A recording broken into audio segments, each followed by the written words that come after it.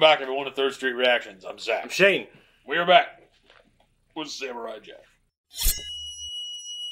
Do you remember what happened last time when Samuraijack went on his spirit journey?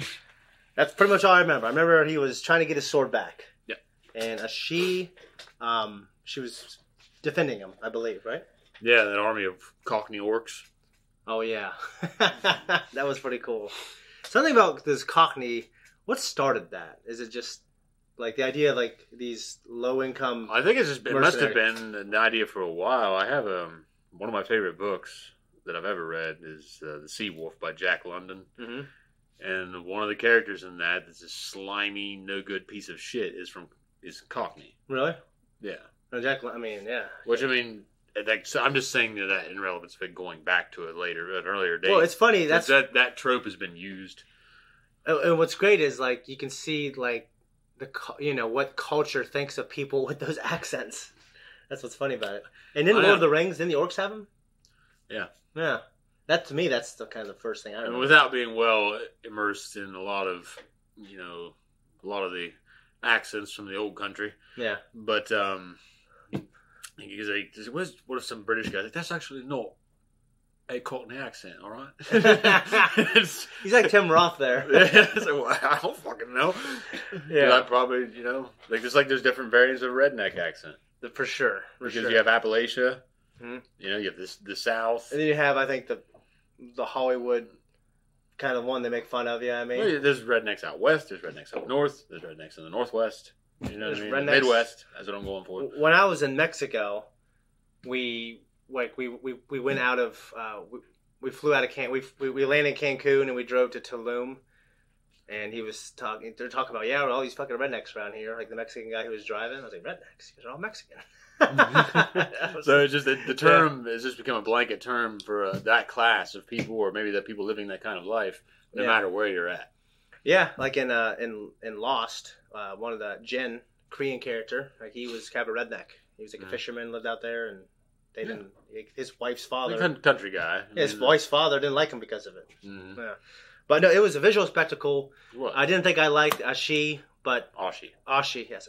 I didn't think I liked. You're enunciating the second syllable of the name. Ashi. Yeah, not Russian here. Yeah, I didn't think I'd like her at first. I just wasn't into the fact that I just want Jack to finish his story alone, just like he started it. But Gindi proved me wrong. He made me care about her. So I hope you had 4 seasons of him just wandering around on random missions. Fine with it. I'm saying that they were able to elevate it in a satisfying way. They did. The show. They absolutely did. When you kind of described to me that he wasn't going to be alone, I was like, But no, I love it. I love this season. She's great, and I love her story. Frodo wasn't alone. Luke wasn't alone. I know. All your coming of age stories don't involve the one guy. Well, I know, but like I know, and I like those. But I like Frodo wasn't really a coming of age story. It kind of is. He's like 50, isn't he? Yeah, but it's young for a hobbit. It's like kind of not middle aged yet. It's like the 30s for a hobbit. Yeah. Well, I liked it the way it was. I should say, Anyways, but that being said, I love it the way it is now, and I'm. Well, there you go, folks. He loves it now. Let's jump into the next episode. Incredible. We should eat. This is going to be a long journey. This one is special. Oh, that's nasty. Please, have some. Oh, shit. Whoa. It's like an AT-AT. Mm-hmm. It's exactly what I was thinking of. I don't feel so good. Maybe it was something I ate? Tell his ass. They're giving each other the eyes, it looks like. Pardon me. No, what? Oh, something's poking me. Oh, I'm so sorry. Good one. Good one, guys. Good one. The pool, but our hands kept touching. What's great is she has same amount of romantic experience as him.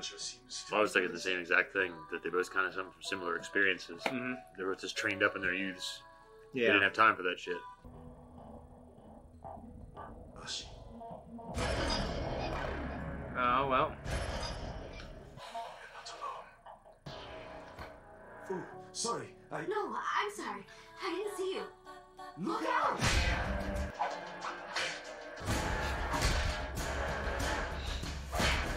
Should we leave, perhaps?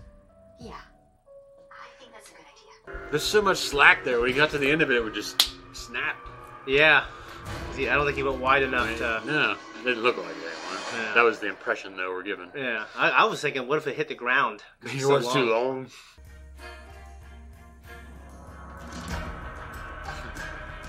Nice.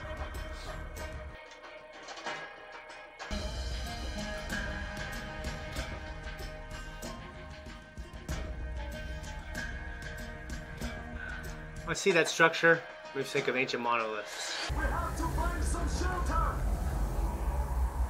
Sandstorm. And make for the Cup of Rohan! Oh, his hat. Damn it.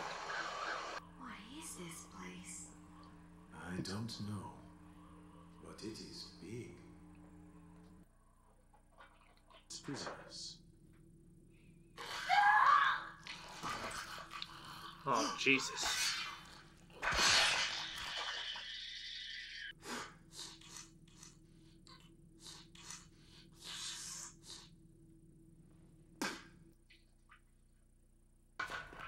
What great use of sound. Mm-hmm.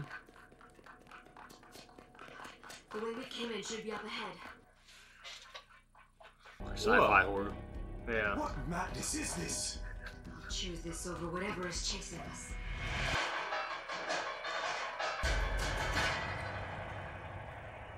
It's another prison cell. Yes, a very big one.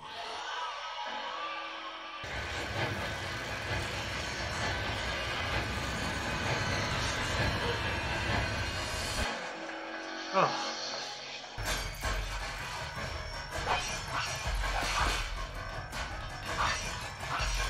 Fucking Daredevil. Gave it his all. Like did. Komodo. As a Komodo, it's sold better. Yeah, I did.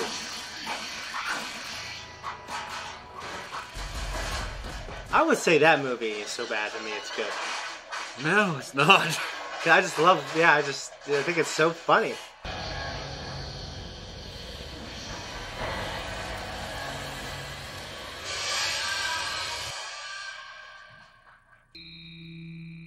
I want to not let it scan me. Non-prisoner life forms detected.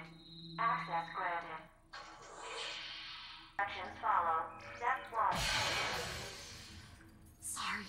And only after that, proper weapon initializing. You missed the directions. Yeah.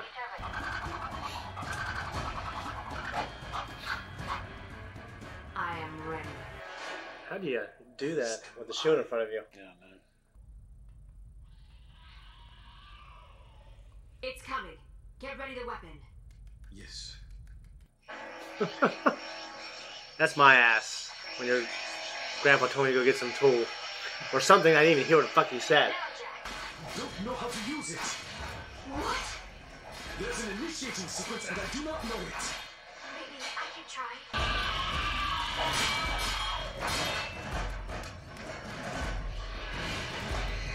You think it only have a finite number of those fucking things, though. I understand it's a plot device. Yeah. Holy shit. Ashi, you're naked. What a amazing... A creative way to cover that up. Yeah. Jack, what are you doing? You're acting weird. Me? Weird? Me? What are you doing? It's the only way. I have to try. Like sharks. Mm-hmm.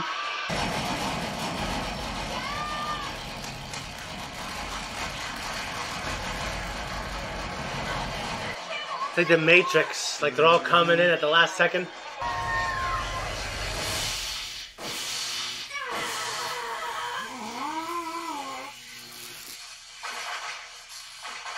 Nullified it, I guess. Yeah. It was on the shit they were showing. It was on their clothes and hair too, though. Yeah.